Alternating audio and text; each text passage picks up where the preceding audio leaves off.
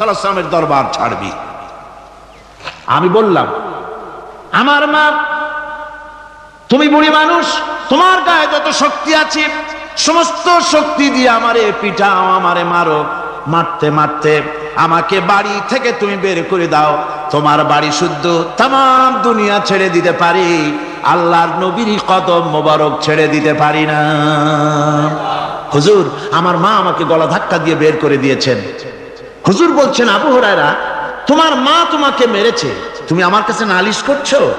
আমার তো এখানে ইন্টারফেয়ার করার কিছুই নেই। সুবহানাল্লাহ, সুবহানাল্লাহ। মা তোমাকে মেরেছে, এখানে আমার করার কিচ্ছু নাই। বিশ্ব নবী বলছেন, এত বড় পাওয়ারফুল নবী, লেজিসলেটিভ পাওয়ার, সারে আল্লাহ তাকে বানিয়েছেন শরীয়ত প্রণেতা।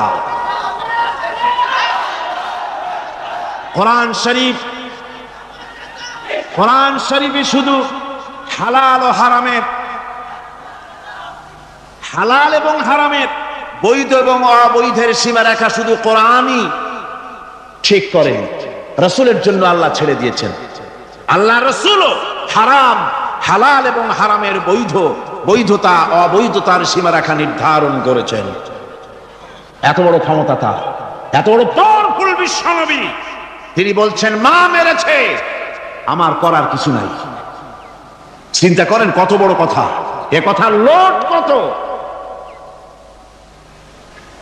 হযরত আবু হুরায়রা বলেন, ইয়া রাসূলুল্লাহ, মা মাকে মেরেছেন, আমি আল্লাহর নবীর কাছে মায়ের বিরুদ্ধে নালিশ করতে আসি নাই। বললেন, কেন এসেছো? হযরত আবু হুরায়রা বলেন, হুজুর, এসেছি একটা কারণে। আমি জানি আল্লাহ নবী যদি আল্লাহর দরবারে হাত উঠায়া কোনো জিনিস বলে, আল্লাহ রাব্বুল আলামিন সঙ্গে সঙ্গে মঞ্জুর করে নেন। হুজুর, আমি এসেছি, মেহেরবানি করে দোয়া করুন আমার মাকে যেন আল্লাহ হেদায়েত নসিব করে দেন। আল্লাহ নবী হাত উঁচু করে বললেন, আল্লাহুম্মা হিদি উম্মা আবি হুরায়রা, আয় আল্লাহ, আমি দোয়া করি আবু হুরায়রার মাকে তুমি হেদায়েত নসিব করে দাও। রাসূলুল্লাহ দোয়া করছেন আর আবু হুরায়রা সমানে দৌড়াচ্ছেন। তিনি দৌড়াচ্ছেন, পিছন থেকে কয়েকজনে আবু হুরায়রার জামা টেনে ধরেছে, দৌড়ো। তাদের জানা আবু হুরায়রা খুব ভদ্রলোক মানুষ, কোন ঝড় ঝামেলার মধ্যে থাকে না, রাগ সাগ করে না, চিৎকার মারে না, দৌড় মারে না, এত ভদ্র শরীর, দৌড়ায় কি? না জানি কোন বিপদ বুঝি ঘটে গেছে। পিছন থেকে জামা টেনে ধরে বলে, দৌড়াও কেন? হযরত আবু হুরায়রা জামা সাহাবীর হাত থেকে ছিনায় নিয়ে বলেন, জামা ছেড়ে দাও, আমাকে দৌড়াতে দাও। আমি দৌড়াইয়া বাড়িতে দেখতে চাই, আমি দৌড়াইয়া আগে আমার বাড়ি পৌঁছতে পারলাম না, আমি যাওয়ার আগে আমার আল্লাহর নবীর দোয়া আমার বাড়ি পৌঁছে গেছে, আমি এইটা দেখতে চাই। হযরত আবু হুরায়রা বাড়িতে গিয়ে দরজা নক করলেন, ভেতর থেকে আওয়াজ এলো, কে? হযরত আবু হুরায়রা বলেন, মা, আমি তোমার আবু হুরায়রা ফিরে এসেছি। মা বলছেন, বাবা অপেক্ষা করো, দরজা খুলতেছি। হযরত আবু হুরায়রা বলেন, মায়ের গলার আওয়াজের ভিতরে শিরকিয়াতের কর্কশতা পেলাম না, মায়ের গলার আওয়াজের ভিতরে তাওহীদের গন্ধ পেলাম। আমার মনে হলো তীর নিক্ষিপ্ত তীর তার নিশানায় পৌঁছে গেছে। কিছুক্ষণ পর মা আমার বেরিয়ে এলেন, মাথা থেকে, চুলের থেকে, বুড়ি মানুষ, সাদা চুলের ভিতর থেকে পানি পড়তেছে। মা বলল, বাবারে, তোমারে মারার পর আমি বড় অনুতপ্ত হয়েছি, অনুশোচনা করেছি, আমি গোসল করেছি, মনে মনে ভাবলাম আমার ছেলে তো কোনো খারাপ জায়গায় যায় নাই, কেন তারে মারলাম? আমি বড় লজ্জায় পড়েছি তোমারে মেরে।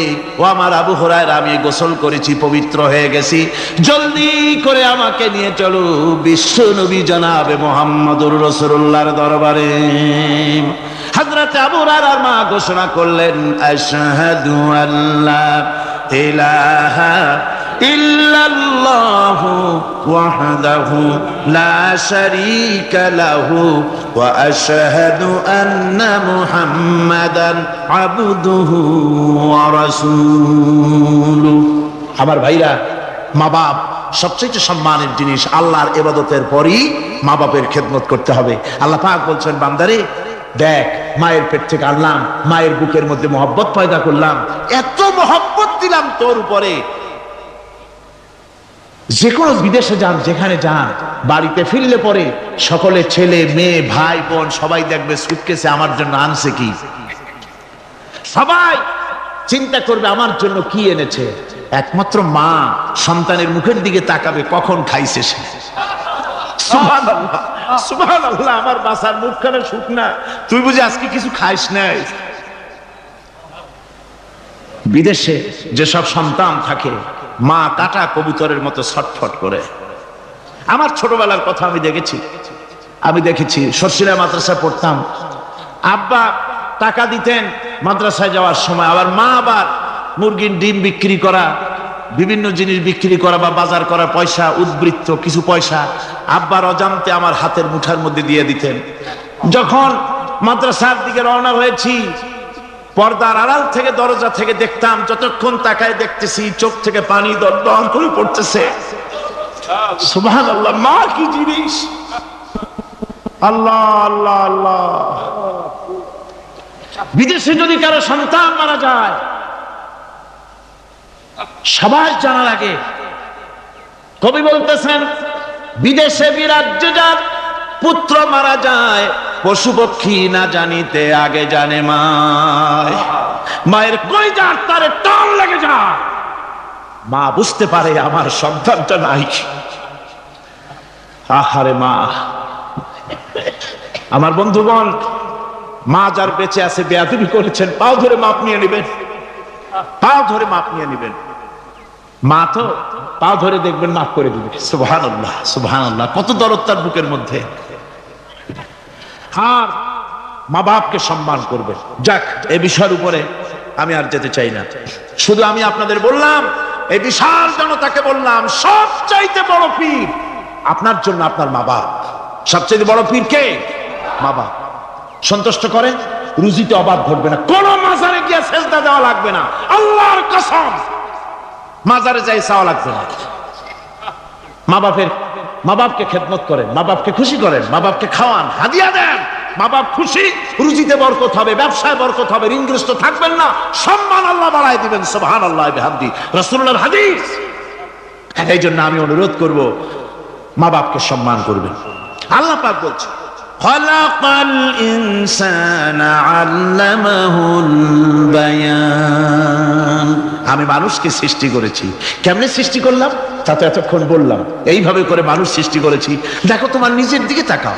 ফালয়ানজুরিল ইনসানু মিম্মা খুলিক। কিভাবে মানুষ তোমাকে সৃষ্টি করা হলো, একবার তাকায় দেখো, তোমার শরীরের দিকে একটু তাকায় দেখো তো, কেমনে আমি বানাইলাম, কিভাবে তৈরি করলাম, লক্ষ্য করো। এই যে মাথা, এই মাথাটার ভিতরে আছে কি? মগজ, ব্রেইন। বিজ্ঞানীরা বলেছেন এতে 1000 মিলিয়ন নার্ভ সেলস আছে। 1000 মিলিয়ন নার্ভ সেল। সেল হচ্ছে CELL, সেল। সেল মানে কোষ। এই 1000 অনুভূতি কোষ, 1000 মিলিয়ন অনুভূতি কোষ রয়েছে মাথার ভেতরে।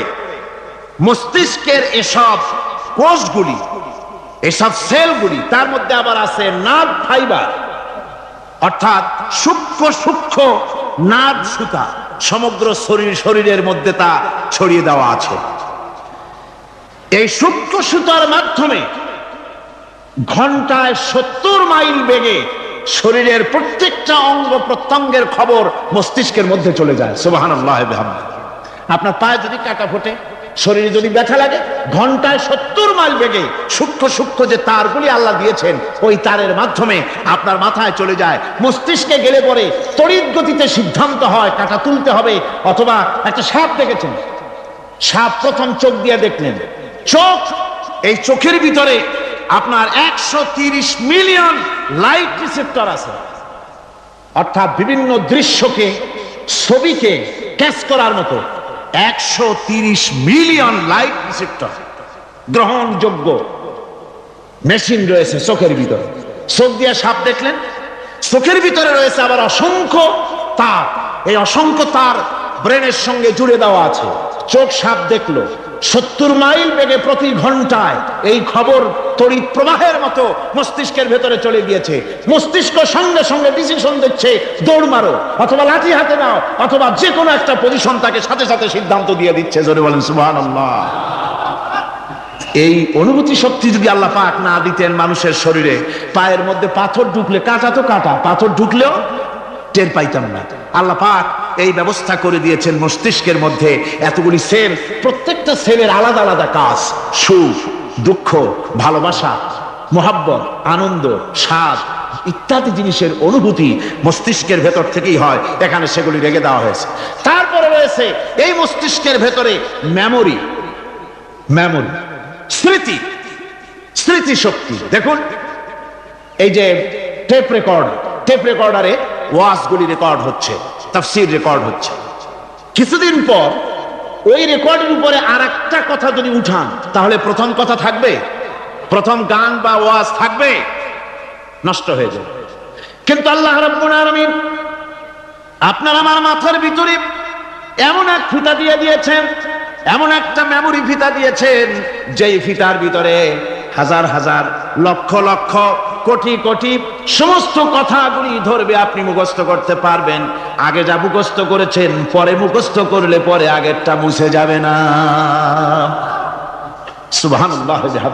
কি সুন্দর করে মস্তিষ্কের ভেতরে এই মেমোরি শক্তিকে আল্লাহ পাক তৈরি করে দিয়েছেন। চিন্তা করলে মাথা নত হয়ে যাবে আল্লাহর দরবারে। আল্লাহ পাক বলছেন, এই জিনিস আমি তোমার মাথার মধ্যে রেখেছি। দেখুন মানুষ কত কথা বলে, কত বই পড়ে, মানুষের মাথায় যত কথা আছে সব কথা যদি লিপিবদ্ধ হয়, ভলিউম হয়ে যাবে, যা একটা লাইব্রেরিতে ধরা সম্ভব নয়। অর্থাৎ আপনার মাথাটা হচ্ছে একটা বিশ্বকোষ, আপনার মাথাটা হচ্ছে একটা বিরাট বিশ্বজোড়া লাইব্রেরি। জোরে কোন সুবহানাল্লাহ। আপনার মাথায় যা আছে তা আপনার কোনো বিল্ডিং এর মধ্যে ধরবে না, কোনো গ্রামে, কোনো দেশের মধ্যে তা ধরবে না। এত জিনিস আপনার মাথার মধ্যে আছে, ঠিক কিনা? এরপরে আল্লাহ পাক একটা চোখ আমাদের দিলেন। আল্লাহ রাব্বুল আলামিন বলেন, আলাম নাজআল লাহু আইনাইনি ওয়া লিসানান ওয়া শাফাতাইন ওয়া হাদাইনাহুন নাজদাইন। আমি কি তোমাদেরকে দুটি চক্ষু আর জিহ্বা, আর আমি কি তোমাদের দুটি চক্ষু, দুটি ঠোঁট আর জিহ্বা কি আমি তোমাদের দেই নাই, যা দিয়া তোমরা দেখতে পাও, যা দিয়া তোমরা অনুভূতি, মাথার ভিতরে অনুভূতি জাগে। এই যে দুটো চোখ দিলাম, সুবহানাল্লাহ, সুবহানাল্লাহ বলেন। দুটি চোখ আছে বলে এই সুন্দর পৃথিবী দেখতে পাই। চোখ দুটি না থাকলে পৃথিবী অন্ধকার, মা দেখতে পাবো না, কোরআন দেখতে পাবো না, পৃথিবী দেখতে পাবো না, বাপ দেখতে পাবো না, সন্তান দেখতে পাবো না, দুনিয়াটা মিথ্যা হয়ে যাবে, ঠিক কিনা? ছোট্ট চোখ, 1 থেকে 1.5 ইঞ্চির ভিতরে এত সুন্দর দুটি ক্যামেরা, যে ক্যামেরা দিয়া দুনিয়ার সব কিছুকে ক্যাচ করা যায়, সব ক্যাচ করা যায়। বলুন তো, এমন একটা বাক্স আপনারা কেউ বানায় দিতে পারবে যে বাক্সের ভিতরে হাতি, ঘোড়া, বাঘ, ভল্লুক, ময়না, টিয়া, পাহাড়, পর্বত, নদ, নদী, কীট, পতঙ্গ, তরু, লতা, গাছপালা, গোষ্ঠী সুদ্ধা ধরবে, আরো খানিকটা জায়গা বাকি থাকবে, এরকম একটা বাক্স কেউ বানায় দিতে পারবে? পারবে। এমন একটা বাক্স পৃথিবীর কোন মিস্ত্রি বানাতে পারবে না। কিন্তু আল্লাহ রাব্বুল আলামিন আপনার আমার কপালের নিচে 1 থেকে 2 ইঞ্চির ভিতরে এমন 2টা ফিল্ম বক্স তৈরি করে দিয়েছেন, যা দিয়ে তাকাবেন আপনি কোটি কোটি মানুষ দেখবেন, পাহাড় দেখবেন, সমুদ্র দেখবেন, সূর্য দেখবেন, চন্দ্র দেখবেন। এত কিছু দেখার পরেও চোখের ভিতরে আরো খানিকটা জায়গা ফাঁকা থেকে যায়। কি বিরাট নিয়ামত এই চোখ আল্লাহ পাক আমাদেরকে দান করেছেন। এই চোখকে হেফাজতের জন্য আবার চোখের উপরে সানসেট তুলে দেওয়া আছে। সানসেট ভুরু, আল্লাহ ভুরু লাগায় দিয়েছেন, নিচে একটু হাড় জায়গায় দিয়েছেন, উপরে সানসেট, ভেতরে চোখ, যাতে করে বল এসে লাগলে পরে চোখটা গলে না যায়, আছার খেলে পরে চোখটা গলে না যায়, চোখটাকে সেফ সাইডে রেখে দিয়েছেন আল্লাহ পাক সুবহানাহু ওয়া তাআলা। আল্লাহ পাকের কাছে শুকরিয়া তো আদায় করলাম না, আদায় করি। আসুন পড়ি আমরা সবাই, আলহামদুলিল্লাহি রাব্বিল আলামিন। আল্লাহ পাক বলেন, আলাম নাজআল লাহু আইনাইনি ওয়া লিসানান ওয়া শাফাতাইন। জিহ্বা দিলাম আমি তোমাকে, এই জিহ্বার ভিতরে 3000 আস্বাদন স্তর আছে। বিজ্ঞানীরা বলেছেন একটা জিহ্বার মধ্যে 3000 আস্বাদন স্তর আছে। প্রত্যেকটা স্তরের সাথে মস্তিষ্কের সাথে তার লাগানো আছে। জিহ্বায় সব জিনিসের টেস্ট নেবেন, আর তার অনুভূতি, তার স্বাদটা ওখানে টের পাবে মস্তিষ্কের ভেতরে। এই জিহ্বা আল্লাহ পাক দান করে দিলেন মুখের মধ্যে। সুবহানাল্লাহি বিহামদিহি। সব রকমের স্বাদ পান না একরকম? জিলাপির স্বাদ একরকম, রসগোল্লার স্বাদ আর এক রকম, ছানার স্বাদ আর এক রকম, বেলের স্বাদ একরকম, তালের স্বাদ আর এক রকম, মুরগির স্বাদ একরকম, খাসির স্বাদ আর এক রকম, লোট্টা ফিশের স্বাদ একরকম, শুটকির স্বাদ আর এক রকম, কোরাল মাছের স্বাদ আর এক রকম, শাকের স্বাদ আর এক রকম। হাজার হাজার খাদ্য দ্রব্যের স্বাদ এক জিহ্বা দিয়ে আল্লাহ রব্বুল আলামিন নেওয়ার তৌফিক দিলেন। খালাকাল ইনসান, কি সুন্দর করে মানুষ বানালাম। দেখিস না, শুকরিয়া আদায় করিস না, এগুলি দেখবি আর শুকরিয়া আদায় করবি কি সুন্দর করে আমি আল্লাহ তোমাকে সৃষ্টি করেছি। শুধু তাই নয়, আল্লাহ পাক বলেন ইয়া আইয়ুহাল ইনসানু মা গাররাকা বিরাব্বিকাল কারীম। ও মানুষ, কোন জিনিস তোমাকে ধোঁকায় ফেলে দিল? তোমার মহান প্রভুর ইবাদত থেকে, গোলামি থেকে কোন জিনিস তোমারে ধোঁকায় ফেলে দিল? কেন ধোঁকায় পড়ে গেলে? আল্লাহ রাব্বুল আলামিন তাই বলেন ইয়া আইয়ুহাল ইনসানু মা গাররাকা বিরাব্বিকাল কারীম। কোন জিনিস তোমাকে ধোঁকায় ফেলে দিল? ওই মহান আল্লাহ রাব্বুল আলামিনের ইবাদত থেকে, গোলামি করা থেকে। কি সুন্দর করে বানালাম। আমার ভাইরা, আমার নিজের জীবনে এক দৃষ্টান্ত আমি প্রায় বলি লোকদেরকে। ছোটবেলায় মাদ্রাসা থেকে বাড়ি ফিরতেছি, তখন গয়নার নৌকা, লঞ্চ নাই, নৌকা। সেই নৌকা বিরাট লম্বা নৌকা, 4-5 জনে দাঁড় বায়, বড় বড় লম্বা লম্বা দাঁড়, ছিপ নৌকা, খুব লম্বা নৌকা। এই নৌকাগুলি প্যাসেঞ্জার বহন করে। স্টেশন আসতে পরে ঢোল পিটায়, মানুষ এসে ওঠে। রাতের বেলায় চলতে হয়, রাতেই এগুলো চলতো বেশি, আজকাল এগুলি আর নাই।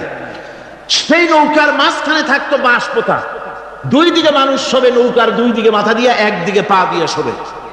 ছাত্র জীবন, শুয়ে আছে এরকম করে, কিন্তু পা লম্বা করা যায় না, পা লম্বা করলে আর একজনের বুকের উপরে গিয়ে ওঠে। এভাবে করে পা কতক্ষণ গোটো করে রাখা যায়? কিছুক্ষণ পর মনের মধ্যে চিন্তা জাগলো যে আল্লাহ, হাঁটুতে তো ব্যথা করতেছে, এই হাঁটুগুলি যদি নাট বল্টুর মতো মোড়ায় মোড়ায় খোলার সিস্টেম করে দিতে, তাহলে তো এখন কষ্ট হতো না। ঠ্যাংডারে মোড়াইয়া খুলিয়া তারপরে ব্যাগের মধ্যে ভরিয়া বালিশের কাজ হতো, ঠ্যাংও ব্যথা করতো না। ছাত্র হলে যত চিন্তা মাথার মধ্যে আসে, এইসব চিন্তা, কেনুর মধ্যে একটা মুড়ি প্যাঁচ হলে ভালো হইতো, এইসব চিন্তা করতেছে। চিন্তা করে করে এক ফাঁকে ঘুম এসে গেল। সকালবেলায় নৌকা যখন ফিরেছে স্টেশনে, ঘুম ভেঙে গেল যাত্রীদের চিৎকারে। একজন বলছে আমার মানি ব্যাগ চুরি হয়েছে, আর একজন বললো আমার হ্যান্ড ব্যাগ গেছে, আর একজন বলছে আমার ব্রিফকেস গেছে, চোরে নিয়ে গেছে। ওরা তো যার যার হারানো জিনিস নিয়ে ব্যস্ত। আমি তখন তওবা করতেছি যে আল্লাহ, আমার বুদ্ধিমতো যে বুদ্ধি রাত্রে করলাম, এই বুদ্ধিমতো যদি মানুষের হাতে এবং কেনুতে থাকতো নাট বল্টুর মতো করে মুড়ি পেঁয়াজ দেওয়া, আর ওইগুলি যদি থাকতো ব্রিফকেসের মধ্যে, হ্যান্ডব্যাগের মধ্যে, তাহলে তো সকালবেলায় শুনতাম কেউ বলতো যে আল্লাহ আমার তো ঠ্যাং চুরি হয়ে গেছে, কেউ বলতো আমার তো হাত চুরি হয়ে গেছে।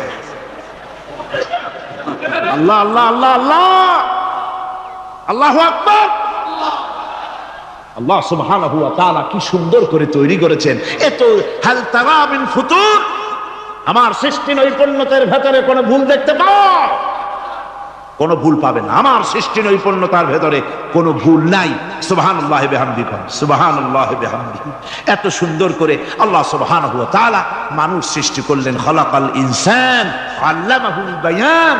তিনি মানুষকে কথা বলা শিখিয়েছেন, তিনি মানুষকে সৃষ্টি করেছেন এত সুন্দর করে, চামড়া দিয়ে, সুন্দর করে চোখ দিয়ে, চুল দিয়ে, মুখ দিয়ে, কি সুন্দর করে বানিয়েছেন। সুবহানাল্লাহ। দেখুন, পায়ের তালুর চামড়া একরকম, তলার চামড়া আর এক রকম, বুকের চামড়া একরকম, পিঠের চামড়া আর এক রকম, ঠিক কিনা কর?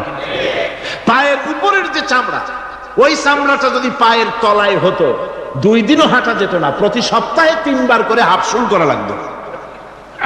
কোন ঠিক কিনা?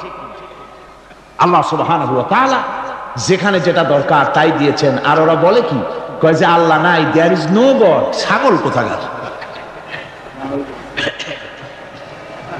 গ্যাগারিন বলেছেন, ইউরি গ্যাগারিন প্রথম মহাশূন্যচারী, মহাশূন্য পরিভ্রমণ করে এসে বললেন যে মহাশূন্যের লক্ষ লক্ষ মাইল পরিভ্রমণ করে এলাম।